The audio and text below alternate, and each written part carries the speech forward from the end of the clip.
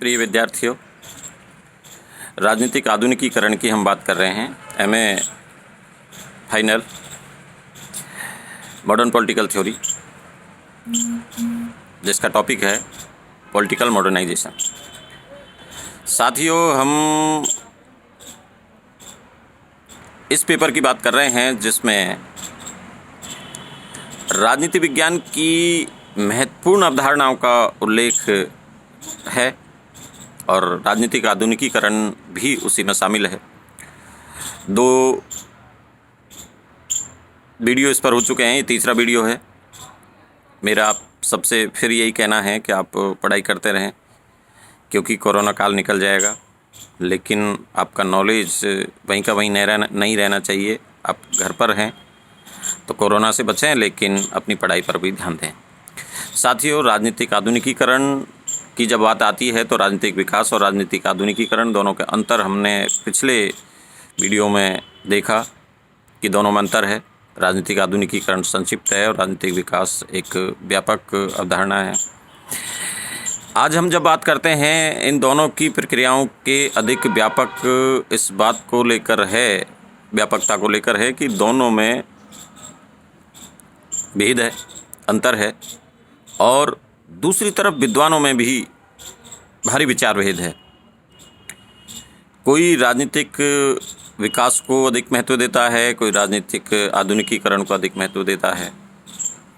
लेकिन जब हम आगे बढ़ते हैं तो फिलहाल हम राजनीतिक विकास की चर्चा अगले टॉपिक में करेंगे।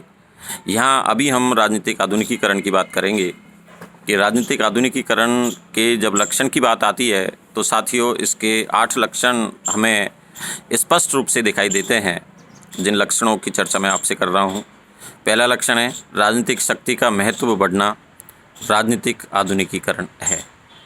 देखिए, समय के साथ जब हम प्रतंत्र भारत में थे, भारत का ही उदाहरण, हालांकि एक विश्वव्यापी अवधारणा है, लेकिन भारत का उदाहरण हम ले सकते हैं। तो 1947 से पहले भारत प्रतंत्र था और यहाँ राजनीतिक आधुनिकीकरण इतना देखने को नहीं मिल रहा था, क्योंकि यहाँ राजनीतिक शक्ति भारतीयों के हाथ में नहीं थी, ब्रिटिशर्स के हाथों में थी।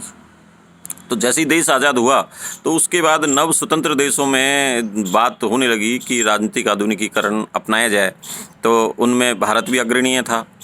तो भारत में राजनीतिक शक्ति का महत्व जब बढ़ा तो उसे आधुनिकीकरण कहा गया और भारतीयों ने इस जिम्मेदारी को बखूबी निभाया। साथियों, दूसरा लक्षण है सरकार की जनता तक पहुंच वृद्धिपरक होनी चाहिए। सरकार है वो आम जन तक पहुँचे, आम जन तक सरकार के कार्य पहुँचे, विकास पहुँचे और आम जन सरकार तक आसानी से पहुँचे। उनके बीच में किसी भी तरह का गतिरोध या अवरोध नहीं होना चाहिए। दूसरा लक्षण यह है।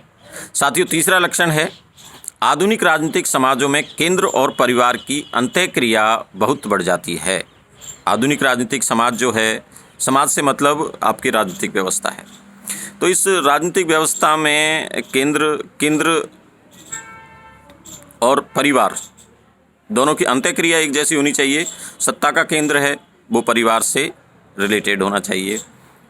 चौथा लक्षण है आधुनिक राजनीतिक समाजों में धार्मिक, परंपरागत, पारिवारिक, जातीय सत्ताओं का स्थान एक लौकिकीकृत और राष्ट्रीय राजनीतिक सत्ता के द्वारा ले लिया जाता है।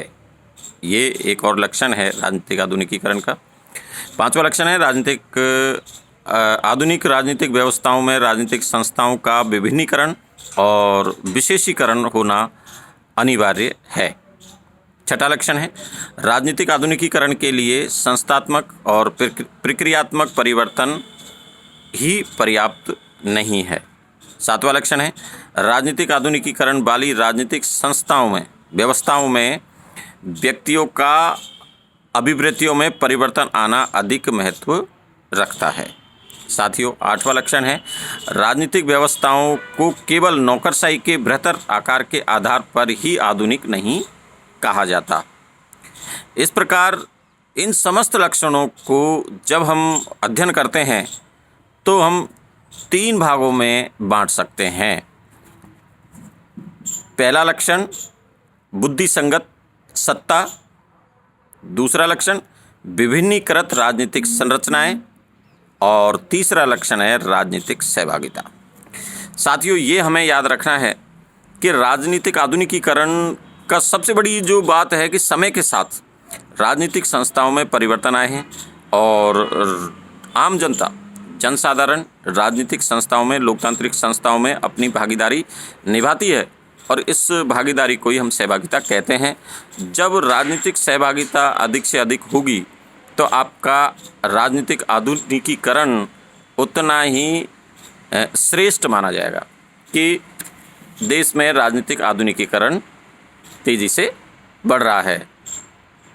अब साथियों, बात आती है आगे प्रतिमानों की। राजनीतिक आधुनिकीकरण के विभिन्न प्रतिमान हैं। इस संबंध में दो बातें महत्वपूर्ण हैं। प्रथम, राजनीतिक आधुनिकीकरण की प्रक्रिया इतनी जटिल है कि उसका कोई निश्चित प्रतिमान नहीं बन पाता है। दूसरा, राजनीतिक आधुनिकीकरण का कोई अनुक्रम प्रतिमान भी नहीं हो सकता।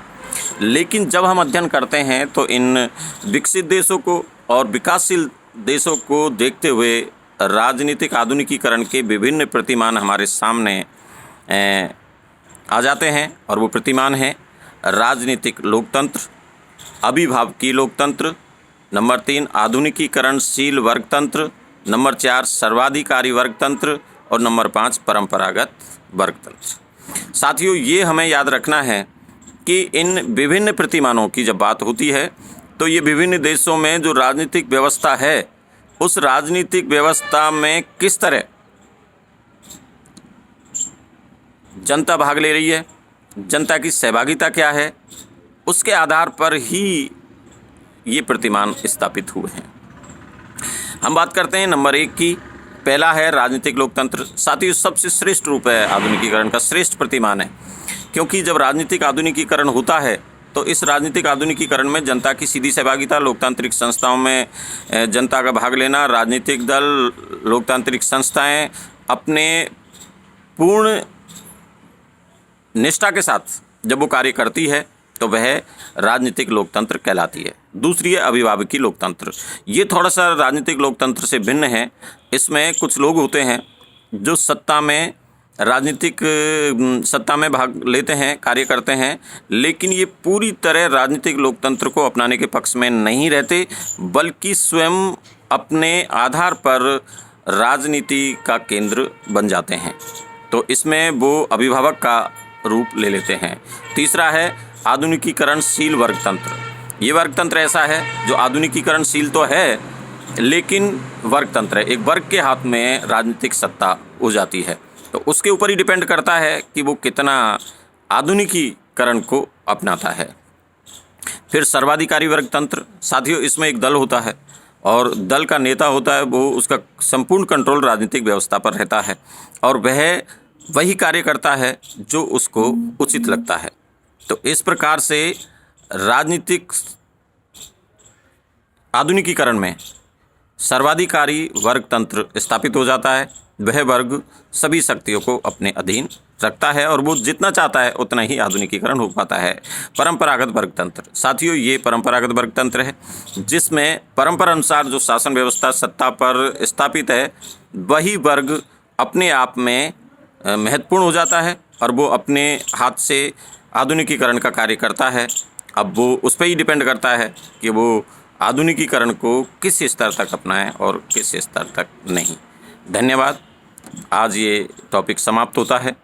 इसी के साथ कल हम राजनीतिक विकास की, यानी अगले वीडियो में हम राजनीतिक विकास की चर्चा करेंगे। धन्यवाद।